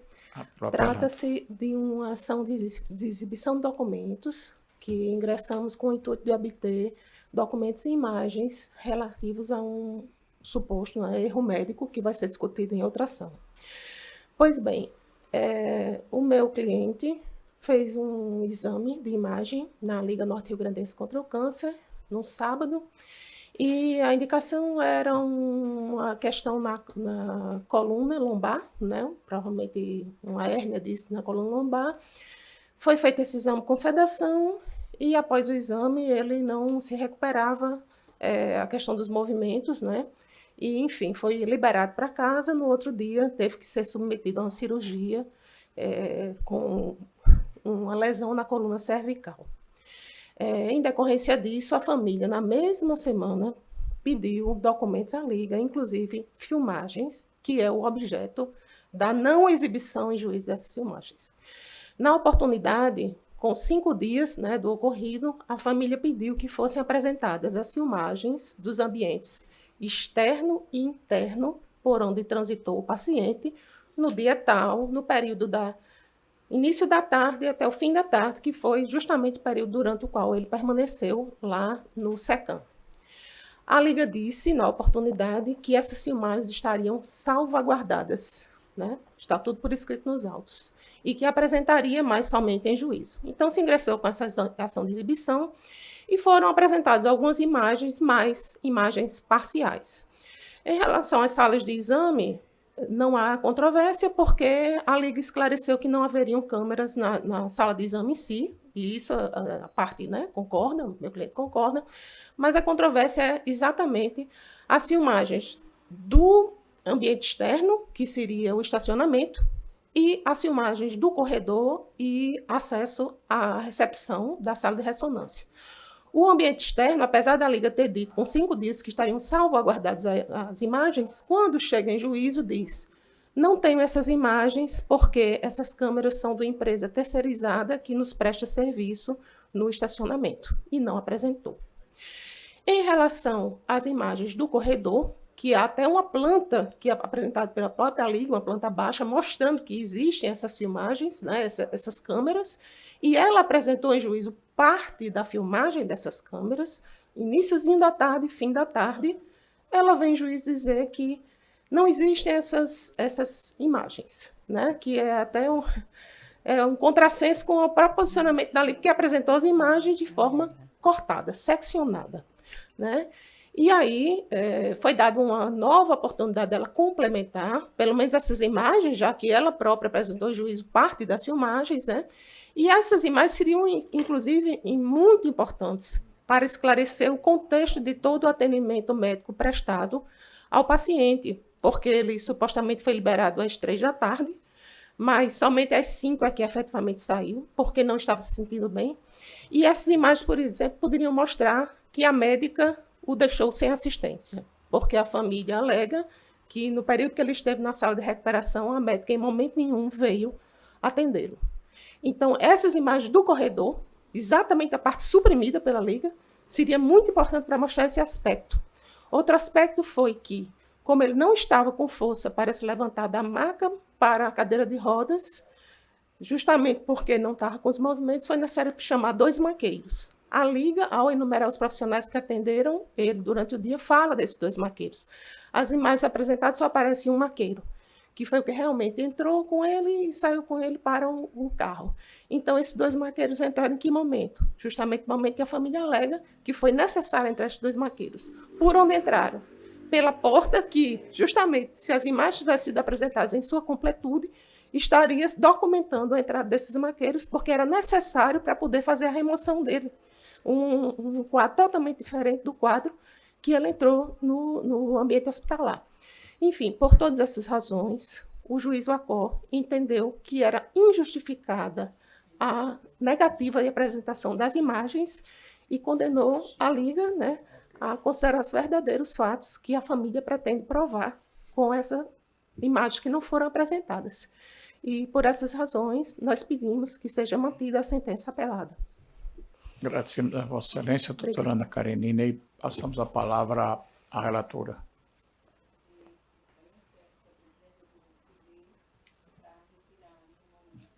Suspender o julgamento para dar uma apreciada. Para dar uma análise melhor à prova, depois da sustentação oral feita. Certo.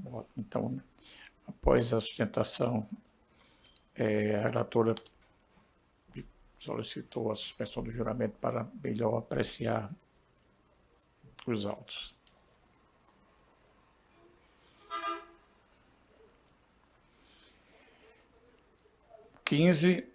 É um agravo do instrumento, agravante Arquibaldi Galbraith, advogada Maria Luísa de Araújo Lima Leite, Daniel Rodrigues Rivas de Melo, agravado Pipapou Construções Limitada, advogado Paulo Rogério Nascimento da Silva. Relatora a desembargadora Berenice, após o voto da relatora, coincidência para o recurso, pediu vista dos autos do desembargador João Rebouças. Eu estou retornando de férias hoje, não trouxe o processo, mas na próxima terça me comprometo a trazê-lo.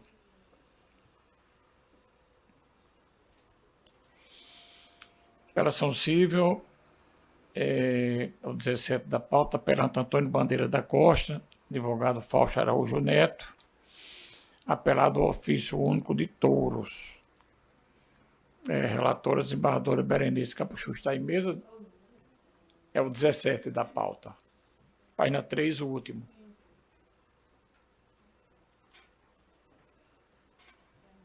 Está em mesa. Doutor Fausto. Excelência. Doutor Fausto, Vossa Excelência fala pela parte apelante, não é isso? Pela apelante, exatamente. Vossa Excelência dispõe de até 15 minutos na forma regimental. Está com a palavra. Tá, vamos utilizar bem menos do que esse tempo. Excelentíssimos desembargadores, senhora relatora, doutora Berenice, membros do Ministério Público, demais colegas advogados presentes a essa sessão, o nosso caso ele é simples e direto, certo? Eu trago a pauta, primeiramente, uma nulidade processual que macula a decisão e o processo. Como se trata de registro público e que havia, sim, o pedido de intimação do Ministério Público, a sentença ela foi prolatada sem a interferência, sem a manifestação do MP. Era um caso de suscitação de dúvida, de alteração de registro, de retificação de registro, né, que o cartório assim se negou a fazer da forma requerida, e em juízo de primeiro grau a sentença não foi precedida da oitiva do MP, sendo assim uma nulidade processual que deve ser reparada por esse egrégio tribunal. O ponto seguinte é que, nesse caso, só para contextualizar os fatos, o senhor Antônio Bandeira é um agricultor, é um senhor trabalhador de origem humilde, que no ano de 2007, recebeu um terreno do governo do Estado, ainda na época da reforma agrária, ainda do governo Vilma de Faria, né? Então ele recebeu esse terreno e aí só agora, em 2000, enfim, foi feito o registro, no ano de 2007, e aí quando foi ser feito o registro no ofício de touros, né, desse negócio jurídico, o tabelião anotou como data 2019, que ele tivera recebido essa doação. Só que existem nos autos documentos idôneos que demonstram que o senhor Antônio Bandeira, ora apelante, recebeu esse imóvel ainda em 2007. Então, a data de registro dele deve ser 2007.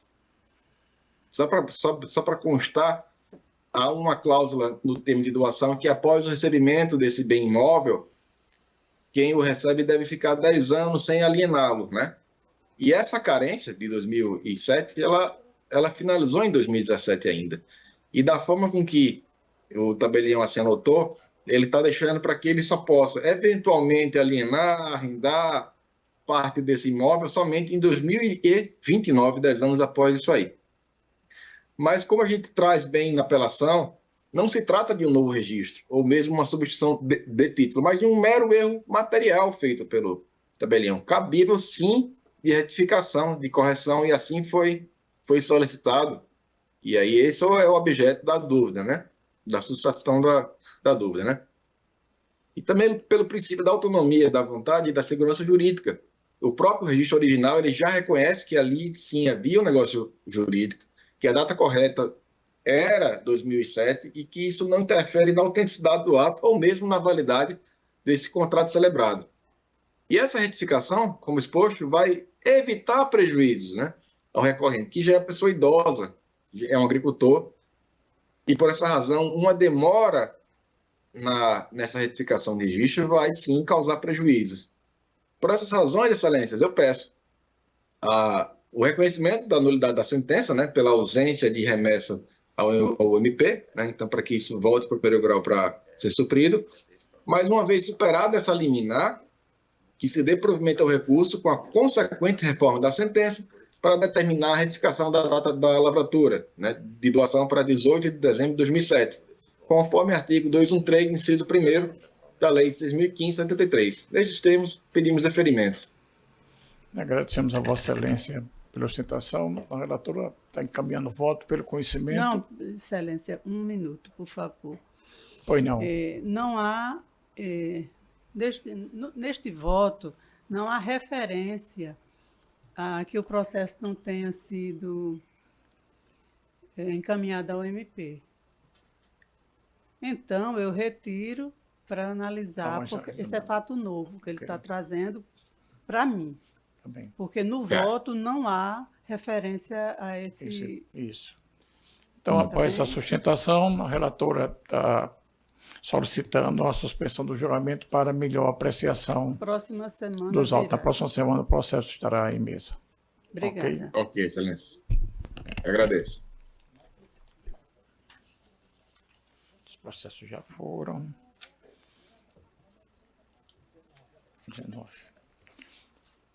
Chamo 19 da pauta,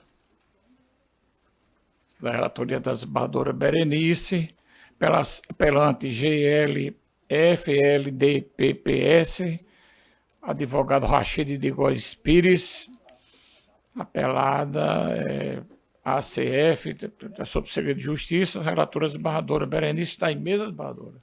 Está em mesa. Doutor Rachid está presente na sala virtual.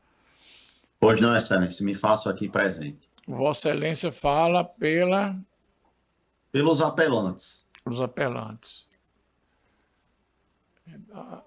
A eminente relatora está encaminhando pela nulidade da decisão.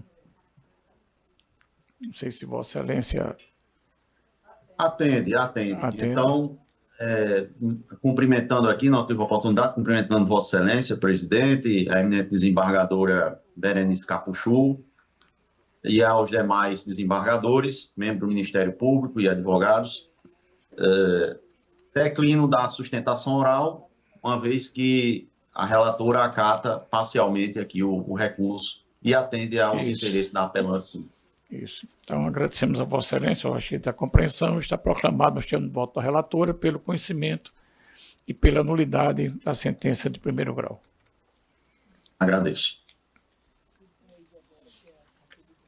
Então, tem um processo 10 da pauta, eu sou impedido, em face do advogado que funciona aqui, como uma das partes, vou passar a presidência à desembargadora Lourdes Azevedo.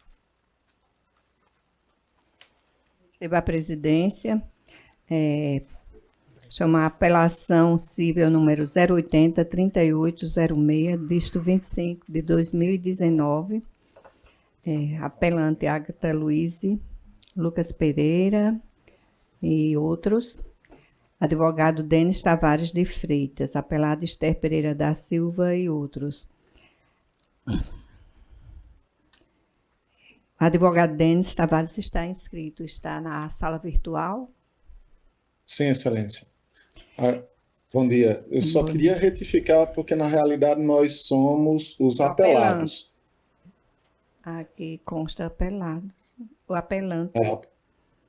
Mas na realidade somos os apelados. Daniela Filgueira e os menores, os filhos menores. Porque ficou digitado dessa forma, mas está compreendido, aceita aí a retificação. Portanto, tem o tempo regimental para se sustentar, doutor Denis. Bem, cumprimento a Vossas Excelências, muito bom dia, excelentíssimos senhores desembargadores, membro do Ministério Público em segundo grau, colegas advogados e servidores do Poder Judiciário. Esta demanda trata de uma ação de uso capião, e aqui eu estou representando a apelada Daniela Filgueira e os seus 3 filhos menores, ainda de idade. Acontece que este imóvel ele foi adquirido pela senhora Daniela Filgueira, então apelada, e por seu esposo no ano de 2003. Na época, eles viviam em união estável, e essa união estável restou comprovada nos autos pelos depoimentos trazidos pelas testemunhas, e eles vieram a se casar no ano de 2006, no início do ano de 2006. Acontece que esse imóvel ele foi adquirido no final do ano de 2003, quando os apelados já se encontravam, então, em união estável. Vieram os 3 filhos e no ano de 2017 a apelada sofreu agressões do seu esposo em violência doméstica. Foi quando houve o rompimento da relação conjugal no ano de 2007. Doutor, foi promovida a ação de divórcio. Só um instante, é porque o meu voto está no sentido de acompanhar o parecer da 6ª Procuradora de Justiça, a doutora Carla Campos Amigo, conhecendo e negando provimento à apelação civil. Perfeito, Excelência. Assim eu declino, né, da minha sustentação e desculpa eu não ter verificado antes, pela compreensão. Nem se preocupe. E acompanhar da unanimidade. Certo? Ok, então peço licença para sair da sala. Muito bom dia a todos e bom trabalho. Muito obrigada também pela sustentação, mesmo que breve. Devolvo a presidência ao desembargador João Rebouças. Agradeço a Vossa Excelência, reassumo a presidência. Aqui pelas anotações da redação de ata, estão esgotados os processos de pauta. Eu indago dos eminentes pares se há algum processo em mesa que independe de pauta. Não há. É isso, então... Pela ordem, Excelência. Pois não. Eu estou inscrito em um processo, não sei se já foi informado, que seria um agravo de instrumento. Um agravante em face da Apivida. A agravada Apivida. Processo de número 0817912, dígito 08-2024. Esse processo é um da pauta, foi chamado, foi julgado, houve teste de sustentação. É que eu não ouvi ser chamado meu nome. No caso, eu vi que houveram 2 processos da Apivida, no caso, um como agravante, outro como agravado, se eu não me engano. Então eu não sabia ao certo se era o meu ou não. Pois é, foi julgado, foi chamado, o número do processo, Vossa Excelência poderia ter ser pela Apivida. Foi o primeiro que foi julgado, foi esse da pauta, é o número 1, inclusive. Tá ok? Certo. Muito obrigado, senhor. Não há de que. Lamentamos o ocorrido. Então, não havendo mais processo para ser julgado, declaro encerrada a sessão judicial. Declaro aberta a ordem administrativa. Leitura e aprovação data da sessão anterior. Algum destaque? Não, todos aprovam? Pela aprovação, Excelência. Aprovado à unanimidade. Tem expediente? Pode ler.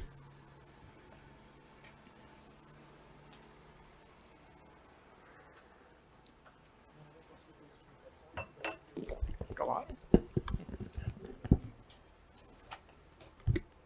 Ilustríssimo senhor desembargador, presidente da 2ª Câmara Civil, cumprimentando, venho manifestar em meu nome e em nome dos meus familiares o mais sincero agradecimento a todos os membros da Corte pelo voto de profundo pesar em razão do falecimento do meu genitor, Dr. Luiz Duarte Filho, registrado pela 2ª Câmara Civil neste egrégio tribunal. Manifesto solidariedade e memória com todo muito apreço. Doutora Érica de Paiva Duarte Tinoco, juíza de Direito. Só tem isso. Ok, não há processo judicial, aliás, administrativo. Não tenho nenhuma proposição. Embargadora Lourdes. Posições, Excelência. Também não tem, Excelência. Nenhuma, Excelência. Então, não havendo mais nada a tratar, agradecendo a presença de todos. Inclusive, por causa do calor, declaro encerrada a presente sessão.